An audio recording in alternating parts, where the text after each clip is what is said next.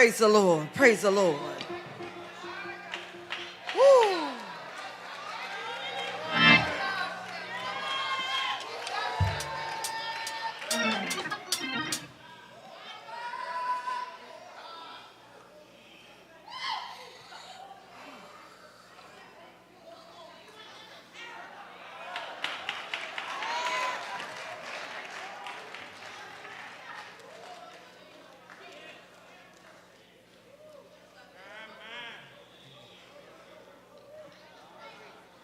Ah. Whew.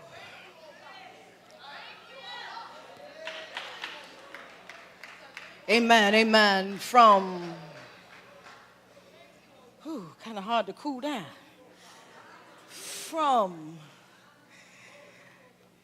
the words of affection. If you would, coming from John chapter 19, I'm going to go up a verse, starting at verse number 25, 26, and 27.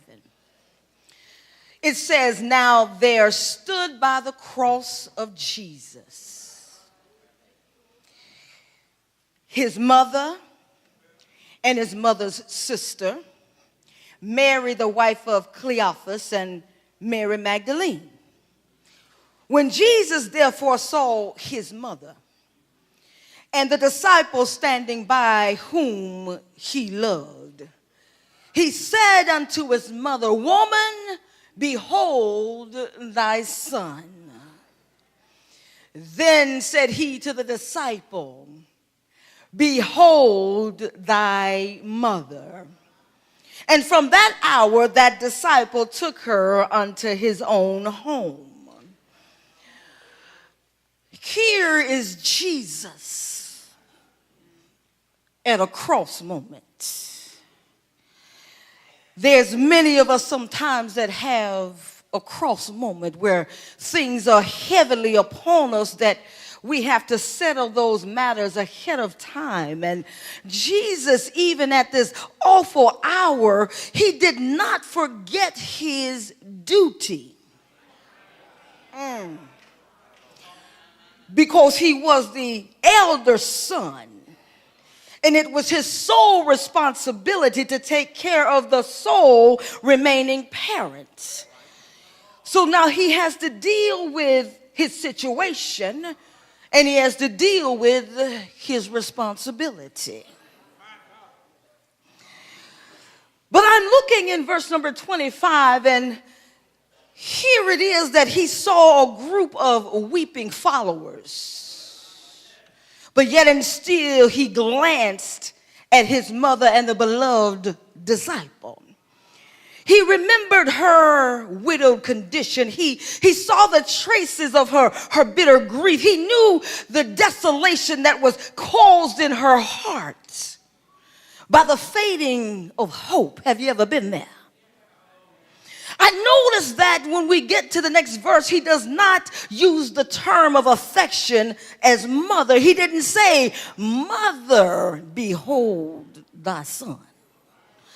And I began to wonder why that was. Oh, y'all help me. Just stay right there. Amen. He says, woman, behold thy son. Because I believe that he endeavored to elevate her mind above her humanistic fear. He had to get her into another realm. So had he called her mother, he might have put her in tears even the more, and she might have focused just a little while longer on her hurt. But I see that he has affection enough for her to call her woman, to elevate her mind. Oh, let me stop right there. My subject is between between pain and purpose. So when you're between your pain and your purpose, Jesus knows what you need. I got 3 points here. It says you will have to have a cross moment in your lifetime, in your journey. At some point, help me somebody, you will have a cross moment. The second thing is that you got to pay attention to your cross moment. He wants you to know that you will have one, but while you're having it, he wants you to pay attention. The third thing is, who is with you during your cross moment? Y'all better hear me today. Amen. Let us deal with that cross moment for a minute. Amen. I can see Mary standing at her cross moment. She's all by herself because she no longer has a husband. She doesn't have any children that are in the same faith. None of them are at the cross with her. Yeah, y'all better stay with me here. So she is in pain because she has to now watch her eldest son endure so much hate.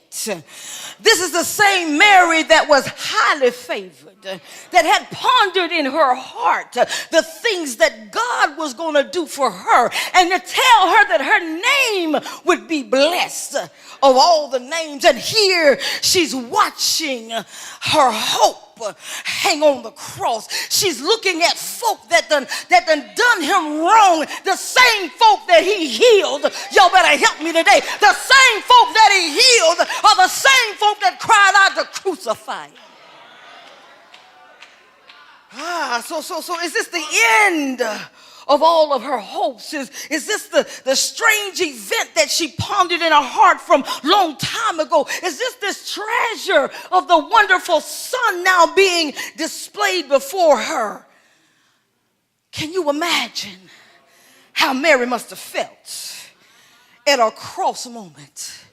In your cross moment, you feel like you're all by yourself, as if you've lost everything and everybody. So here she's at her cross moment.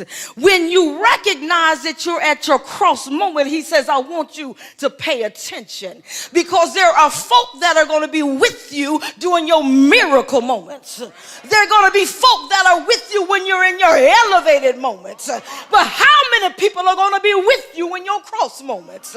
He wants you to recognize that you're still not by yourself, because standing at the foot of the cross, between your pain and your purpose, he's got some other folks standing there. I wondered why he gave his mother to John, where he had to give his mother to John, because he was a believer. He tried to keep her in the faith.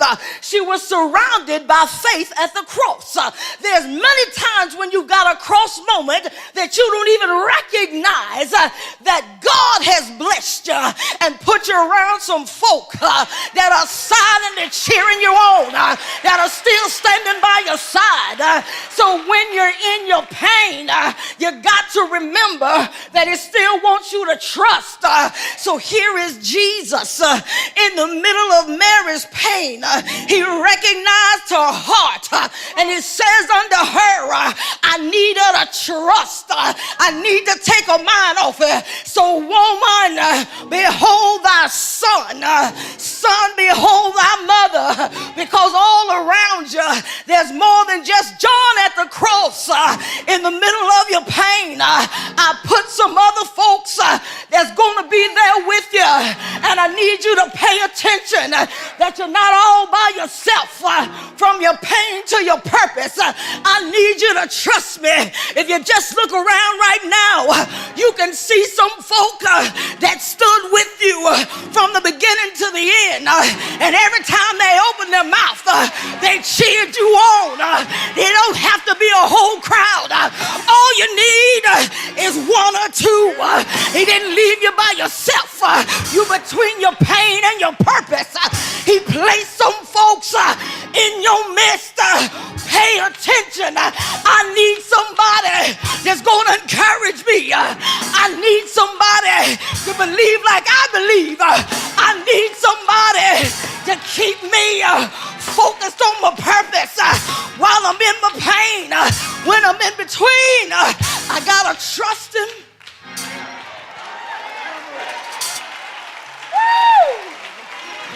Trust. Jesus wanted her to trust. How can you trust when you got so much pain? He said, focus on who's surrounding you, who I put you with. Don't miss that between your pain and your purpose. Trust me, I'll never leave you. I'll never forsake you. I will be there for you if you just trust. You gotta be like Job. Though he slay me, yet